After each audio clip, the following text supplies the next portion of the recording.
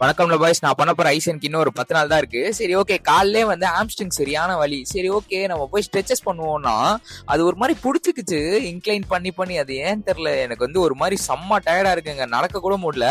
சரி இப்படி இருந்தா வேலைக்கு ஆகும்னு சொல்லி வெயிட் செக் இன் பண்ணிட்டு என்னோட கார்டியோவை முடிச்சுட்டு அதுக்கப்புறமா போசிங் ரொட்டீன் வந்தோம்னா வந்து போசிங் வந்து ஓகேன்னு சொல்லியிருக்காங்க. ஓல் மட்டும் பண்ண சொல்லியிருக்காங்க, ஆப்ளிக்ஸ் எல்லாத்தையும் ஓல் பண்ண சொல்லியிருக்காங்க. ஓரளவுக்கு ஃப்ளோலாம் வந்துருச்சு. ஸோ பிரச்சனை இல்லை, நான் ரொம்பலாம் எஃபோர்ட் போட்டுட்டு இருக்கேன். கண்டிப்பா பயங்கரமா வந்துடும் ஸ்டேஜ்ல எனக்கு தெரிஞ்சு. ஸோ அதனால பிரச்சனை இல்லை. அதுக்கப்புறம் சிக்கன் கடைக்கு போனோம்னா சிக்கன் கடையில வந்து பீசஸே இல்லையாமே, லைக் சிக்கனே வர மாட்டேங்குது அப்படின்றாரு. ஒரு மாதிரி கஷ்டமா இருக்கு.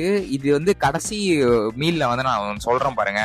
இப்போதைக்கு நான் சிக்கன் பிரஸ்ட் சாப்பிட்றேன். சரி சாப்பிட்டுட்டு லோக்கி நான் ஒரு செஷன் இருந்துச்சு, சரி திருப்பி வந்து போஸ்ட் பண்ண சொன்னாரு என்னென்னலாம் டிராபேக்ஸ் அப்படின்னு. ஸோ டிராபேக்ஸ் பாத்தீங்கன்னா வந்து ஃப்ளோல கொஞ்சம் பிரச்சனை இருக்கு, இன்னும் கொஞ்சம் அழுத்தினா வந்துரும்டா அப்படின்னாரு.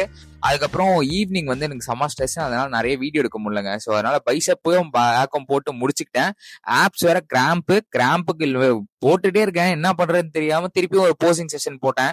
சரி ஓகே, இப்படியே இந்த வேலைக்கு ஆகாது, நம்ம ஏதாவது கொஞ்சம் லீன் ஆகியே ஆகணும், இன்னும் கொஞ்சம் டிப்ளீட் ஆனா கரெக்டா இருப்பேன். அதை முடிச்சுட்டு வீட்டுக்கு வர்றதுக்கு எனக்கு தெரிஞ்சு 11 ஆயிடுச்சு. அது என்ன மேட்ரு கடைசியா சொல்றேன்னு சொன்னால, என்னன்னா சிக்கன் இல்லாம காலி ஆயிடுச்சு. சரி ஓகேன்னு சொல்லிட்டு நான் என்ன பண்ணிட்டேன், ஒரு 12 எக்ஸை தூக்கி போட்டு அதை திருப்ப முடியாம நான் பட்ட கஷ்டம் இருக்கு பாருங்க, அதெல்லாம் நான் வீடியோல காட்ட முடியாது, நான் தனியா காட்டுறேன். சரி நான் இப்போதைக்கு போயிட்டு நான் நாளைக்கு வரேன்.